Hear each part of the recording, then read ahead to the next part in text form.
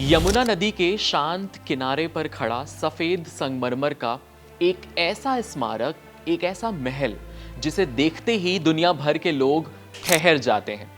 उसकी खूबसूरती को देखते ही मानो उनकी रूह से सिर्फ एक लफ्ज निकलता है और वो है कि क्या नायाब चीज है ये।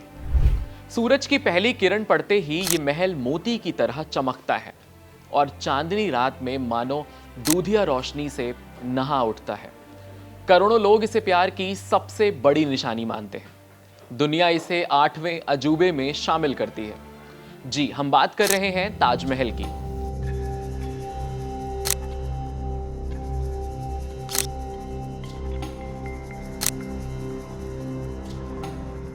लेकिन पिछले कई दशकों से इस इमारत को लेकर एक सवाल बार बार उठता रहा है।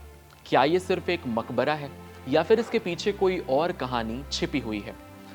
कुछ लोग इसे मुगल बादशाह शाहजहां द्वारा बनवाया गया ताजमहल कहते हैं, तो कुछ इसे तेजो महालय नाम का प्राचीन शिव मंदिर बताते हैं। आखिर सच क्या है? इतिहास क्या कहता है? अदालतों में यह मामला क्यों पहुंचा है? और पुरातत्व विभाग यानी एएसआई के रिकॉर्ड और पुराने दस्तावेज इस बहस के बारे में क्या बताते हैं? आज इसी कहानी को समझेंगे पूरे फैक्ट्स के आधार पर।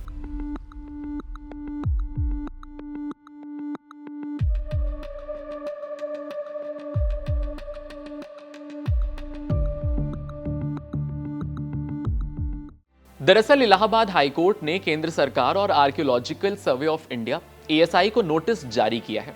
यह नोटिस आगरा की अदालत के उस आदेश को चुनौती देने वाली याचिका पर जारी किया गया है जिसमें ताजमहल के सर्वे की मांग को खारिज कर दिया गया था।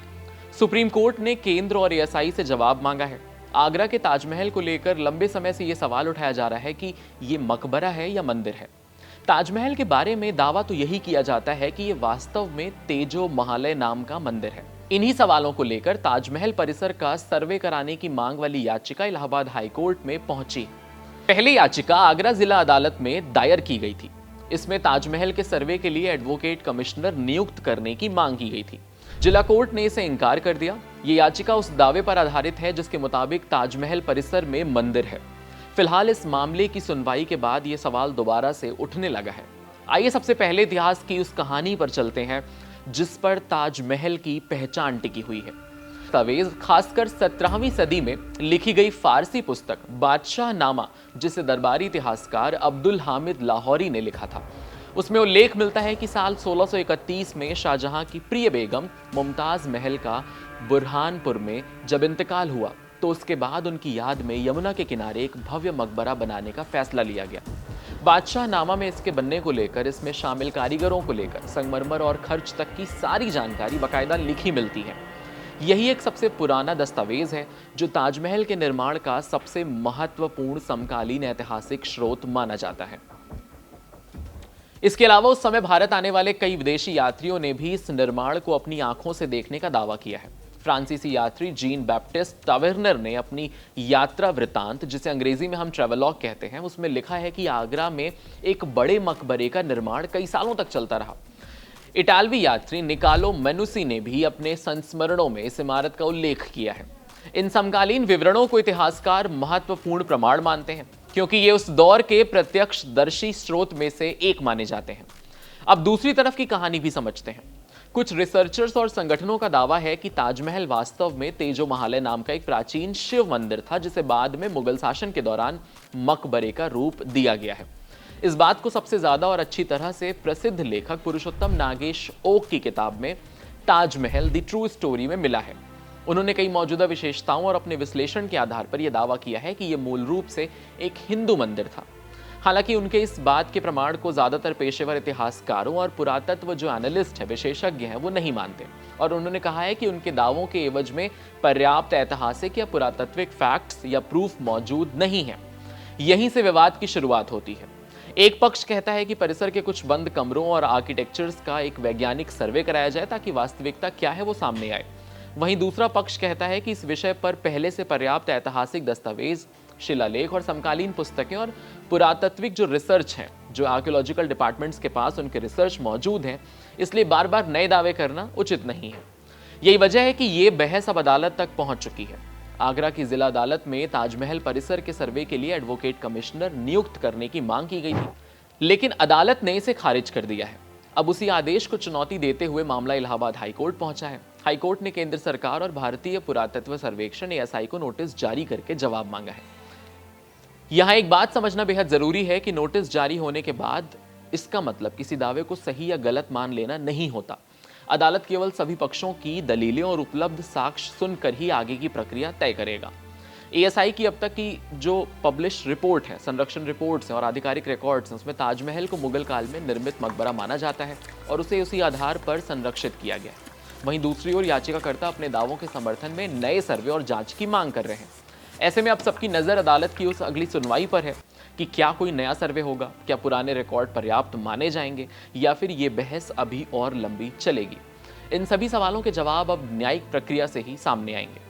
लेकिन अब बात करते हैं कि कोर्ट ने उस पर क्या कुछ कहा है। ताजमहल को लेकर अदालतों में समय समय पर कई याचिकाएं दाखिल हुई हैं। इनमें कभी बंद कमरों को खोलने की मांग उठी, कभी यह दावा किया गया कि ताजमहल वास्तव में तेजोमहल नाम का मंदिर है और इसकी वैज्ञानिक जांच या सर्वे कराया जाना चाहिए। लेकिन अब तक अदालतों का रुख एक बात पर एकदम साफ रहा है कि ऐतिहासिक दावों का फैसला अदालतें नहीं बल्कि प्रमाण, विशेषज्ञों और सक्षम संस्थानों के आधार पर, उनके रिसर्च पर बेस्ड होनी चाहिए। अब सवाल यह है कि क्या एएसआई के पास ताजमहल को लेकर कोई पुख्ता सबूत है?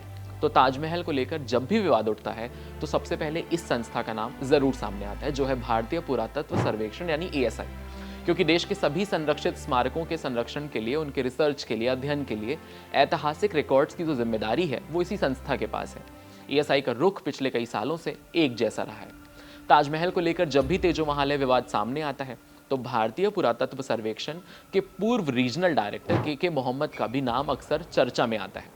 इसकी वजह यह है कि उन्होंने एएसआई में लगभग 4 दशक तक काम किया है और कई महत्वपूर्ण पुरातात्विक परियोजनाओं का हिस्सा रहे हैं। उन्होंने अपनी autobiography I am an Indian में ताजमहल विवाद का भी जिक्र किया है।